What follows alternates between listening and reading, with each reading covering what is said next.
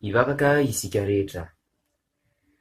Misaotra hatrany izay ry Tompo Jesosy noho ny fitiavanao lehibe nahatongavanao tetỳ tany mba hamonjy anay. Maro aminay ny tsy mahatsapa ny asaribidin'izany fanetretenanao lehibe izany. Ho ampianary mandrakariva izahay hatsapa izany ka hanome voninahitra anao amin'izany fitiavanao lehibe izany. Voninahitry ny arinao ny vavaka izany. Amen. Ritsiko lady malala ho aminareo rehetra ny fahasoavana sy ny fiadanana ampamin'Andriamanitra antsika sy Jesosy Kristy Tompo. Amin'izao alady manaraka ny Noely izao dia voalahatra hotoriana amintsika ny soratra masina izay voasoratra amin'ny Lioka toko voalohany. Lioka toko voalohany andiny fa 8 ka hatramin'ny 5 Lioka toko voalohany andiny fa 8 ka hatramin'ny 5 toy izao no vakan'ny teny amin'ny anaran'i Jesosy. Isaorana ny tompon'Andriamanitra ny Israely fa nitsinjo ny olona izy ka hananao fanavotana ho azy. Hananangana trano-pamonjena ho amintsika ary ny taranga Davida mpanompony izy. Arak'izay nampilazainy ny mpaminany masina hatramin'ny fahagola. Ny famonjenantsika amin'ny fahavalontsika sy amin'ny tanan'izay rehetra mankahala antsika. Manefa famindrapo amin'ny razantsika izy sady matsiaro ny fanekeny masiny. Dia ny fianianana izay nianianany tamin'ny Abrahama razantsika, anao izay azahoantsika mpanompo azy tsy amitahotra. Satria afaka amin'ny fahavalontsika isika, amin'ny fahamasinana sy ny fahamarinana eo anatrehany amin'ny andro rehetra iainantsika. Amen. Nafinaritra ve ny Krismasy ry isika lady malala?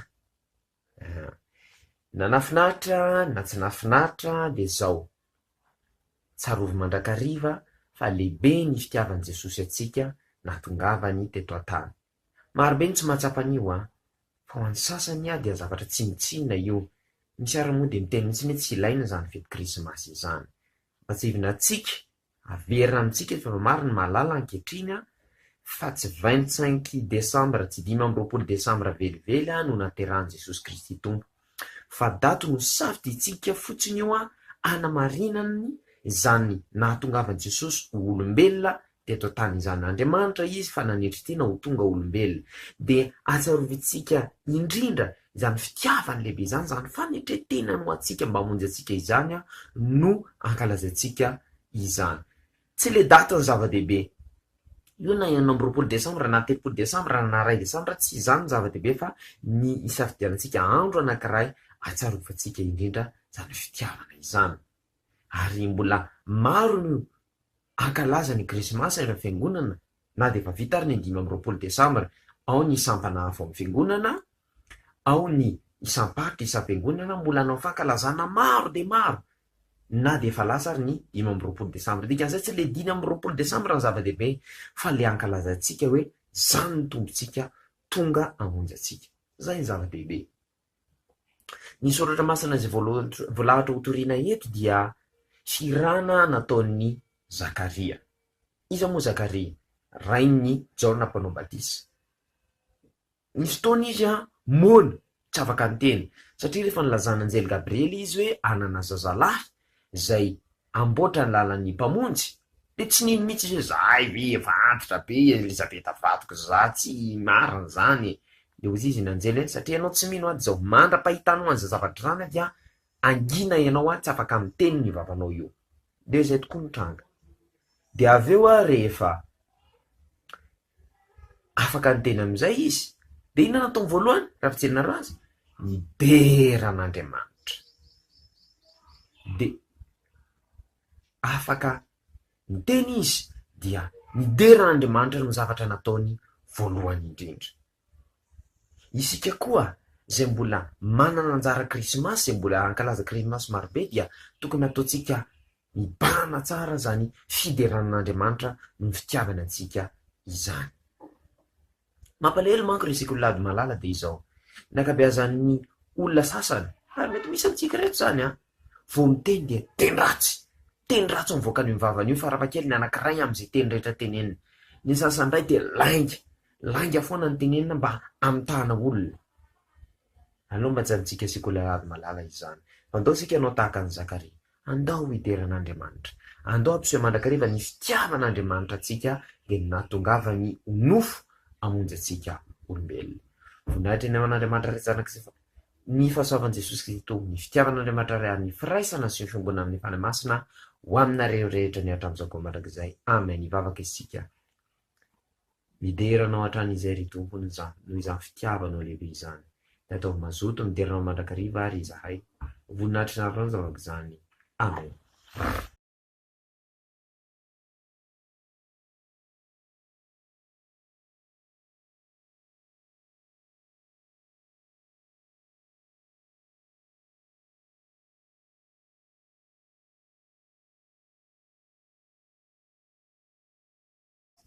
Unissons-nous dans la prière. Merci Seigneur pour ce jour nouveau que tu nous as donné. Merci pour ton amour, pour que tu es venu ici pour nous sauver. Aide-nous à toujours te donner gloire. En ton nom Seigneur, nous faisons cette prière. Amen. Chers membres de l'école du dimanche, que la grâce et l'amour du Seigneur Jésus-Christ et Dieu notre Père soient avec vous. Amen. En ce dimanche après Noël, l'écriture sainte qui nous sera donnée est écrite dans l'évangile de Luc. Luc chapitre 1, verset 68 au verset 75. Luc chapitre 1, verset 68 au verset 75, voilà ce qui est écrit au nom de Jésus-Christ. Loué soit le Seigneur, le Dieu du peuple d'Israël, parce qu'il a porté son attention sur son peuple et l'a délivré. Il a fait apparaître un puissant sauveur pour nous, parmi les descendants du roi David, son serviteur. C'est ce qu'il avait annoncé depuis longtemps par ses saints prophètes. Il avait promis que nous délivrerait de nos ennemis, de pouvoir tous ceux qui nous haïssent, qu'il manifesterait sa bonté à nos ancêtres, et il se souviendrait de sa sainte alliance. Car Dieu avait fait serment à Abraham, notre ancêtre, de nous libérer du pouvoir de nos ennemis, de nous permettre de le servir sans peur, pour que nous soyons saints et justes devant lui tous les jours de notre vie. Amen. Comment ça a été la fête de Noël? Bon, que ça a été bien ou pas, sachez toujours que la fête de Noël commémore l'amour de Dieu pour nous, même si nous ne le ressentons pas. Et c'est justement le but de la fête de Noël, montrer que Jésus est venu pour nous, montrer que Dieu est fait homme pour nous afin de nous sauver. Je rappelle que la date du 25 décembre, ce n'est pas l'anniversaire de Jésus-Christ. Ce n'est pas la date où il est né. C'est seulement une date qu'on a choisie afin de commémorer la venue de Jésus sur terre. Ce n'est pas la date l'important. Qu'on le fasse le 30 décembre, le 26 décembre, le 24 décembre, le 1er décembre, c'est pas ça l'important. L'important, c'est que nous choisissons une date pour commémorer cette sainte venue de Jésus sur terre. La preuve, nous allons encore célébrer Noël à plusieurs reprises. D'autres branches de l'Église, d'autres sections vont le faire, d'autres zones de l'Église vont le faire. On va toujours encore continuer de célébrer Noël. Donc, ce n'est pas le 25 décembre qui est important, ce n'est pas la date du 25 décembre qui est important, mais le fait que nous commémorons le fait que Jésus est venu sur terre pour nous sauver. Nous devons donc toujours continuer à célébrer Noël, nous devons toujours continuer à donner gloire à Jésus parce qu'il est venu sur terre afin de nous sauver. Et c'est exactement ce que fait Zacharie aujourd'hui. Il a loué le Seigneur. C'est qui en fait Zacharie? Zacharie, c'est le père de Jean, Jean le Baptiste, oui. Quand l'ange Gabriel est venu à Zacharie et lui a annoncé qu'il aura un enfant, c'est-à-dire Jean-Baptiste, alors Zacharie n'a pas cru. Il a dit, mais je suis vieux, moi, ma femme Élisabeth également est vieille, on ne peut plus avoir d'enfant. Alors l'ange dit, bon, puisque tu ne m'as pas cru, jusqu'à ce que tu vois la venue de ton fils sur terre, tu ne parles pas, tu seras muet. Et c'est arrivé. Il n'a pas pu parler jusqu'à ce qu'il voie la naissance de Jean-Baptiste. Mais, lorsqu'il a commencé à pouvoir parler, qu'est-ce qu'il a fait? Il a loué le Seigneur. Il a fait des louanges au Seigneur. Nous de même, nous devons faire de même. Continuer à donner des louanges à Dieu, parce qu'il est venu pour nous. Le comble, chers membres de l'école du dimanche, que certains, lorsqu'ils donnent des paroles, lorsqu'ils parlent, ils ont plein de gros mots à dire. Et d'autres, dans une phrase, il y a plein de mensonges. Que ce ne soit pas pour nous, membres de l'école du dimanche. essayons de toujours donner des louanges à Dieu qui est venu pour nous sur terre afin de nous sauver. Que la grâce du Seigneur Jésus-Christ, l'amour de Dieu notre Père et la communion avec le Saint-Esprit soient avec vous. Amen et prions. Merci Seigneur pour cette écriture sainte, ta parole que tu nous as donnée. Aide-nous à toujours te louer et que nous ressentons toujours en nous ton amour. En ton nom Seigneur, nous faisons cette prière. Amen.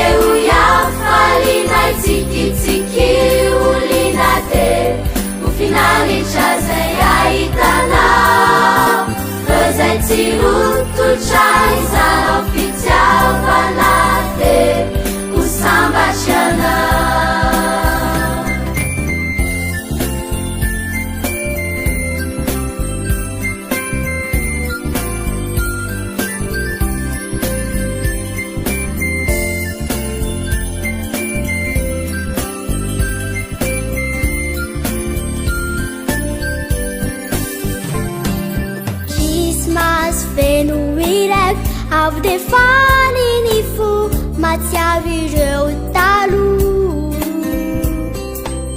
tsaroako izao mbola kely trotrondada sy ne miodidina azon'oely mahafinaritra Christmas feno irak avy de faniny fo matsiavy ireo taloha Ambulake, chuchundada sine, miudidina zunue, mafinarice. Christmas makalaza, heranza leciza. Aleluia, falina tiki tiki ulinate, ufinarice zeya itana. Rosetti c'hai sarò fitiavanate Usambacciana Christmas magalaza Eranza recisa Aneuia falina ziki ziki ulinate Ufinali c'hai itana Rosetti c'hai sarò fitiavanate Usambacciana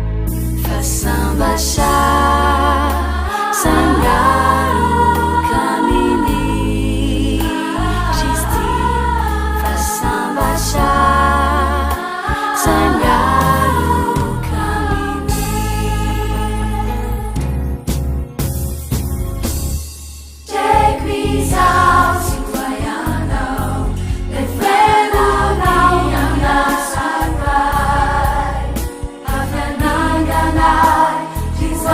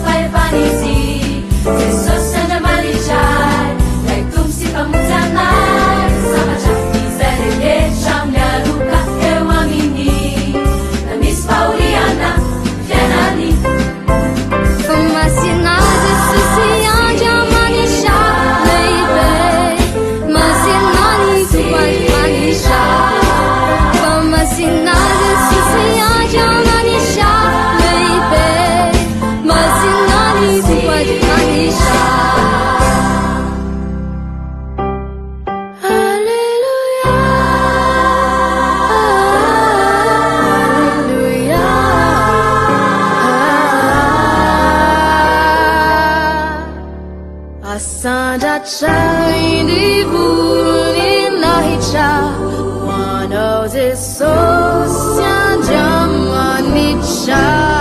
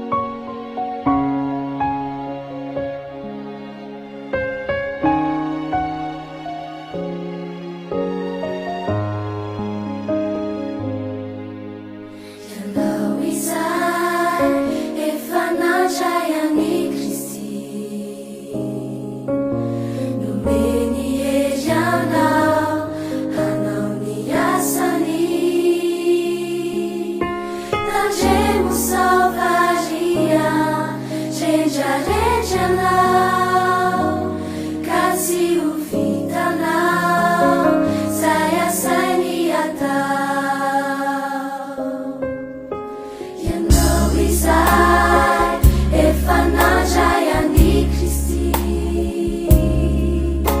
nomeny hery anao hanao ny asany tandremo savaria rehetrarehetra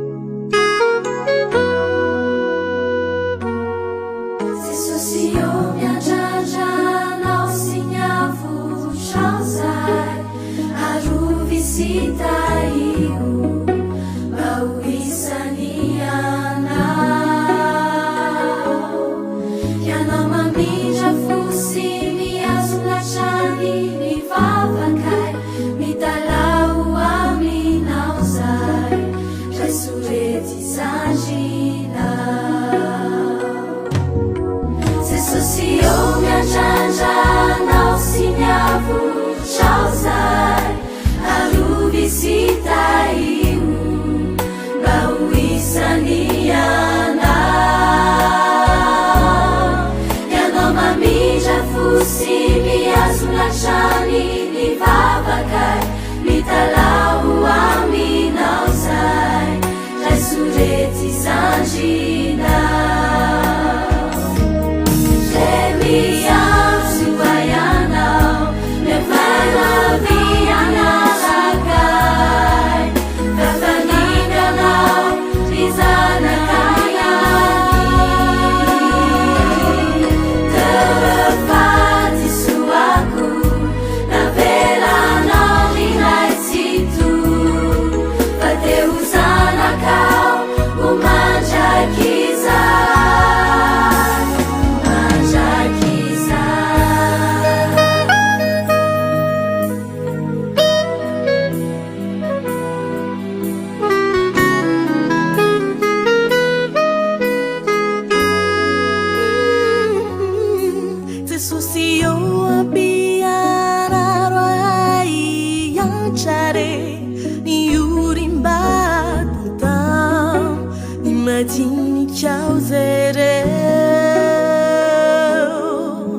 Ni tontolo iaina nay voatefy sakana fa ny anarati anao no tanjonay mandraky zay jesosy eo ampianao ai antsare ny orim-batantany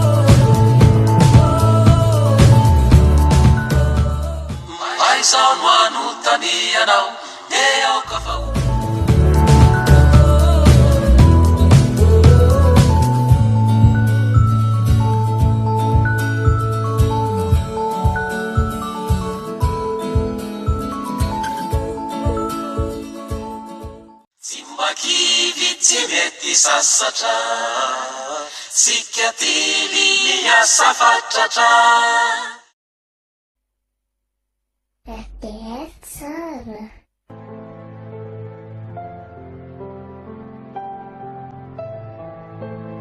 kana dia kely indrindra aza no ny andohanao dia ho lehibe indrindra no hiafaranao joba toko fahavalo ny andinin'ny fahafito radio teny fiainana FM 91.2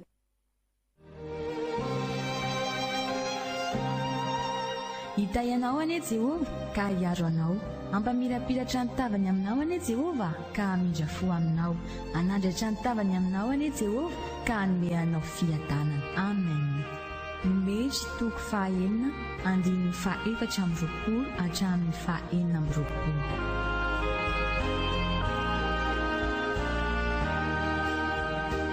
L'Éternel te bénisse et te garde. L'Éternel fasse lever la lumière de sa face sur toi et use de grâce envers toi.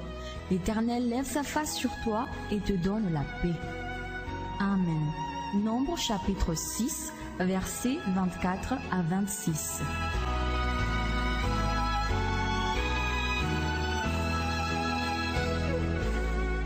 May the Lord bless you and take care of you.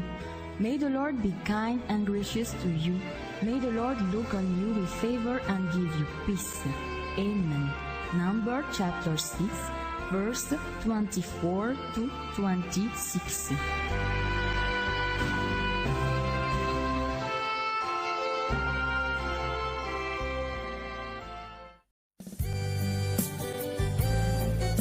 Misaotra anao re mihaino radio teny fiainana anako. Eny re bebea. Raisitsika amin'ny marindrefy raika amby 7 teboka 2 megahertz zany a. Misaotra re.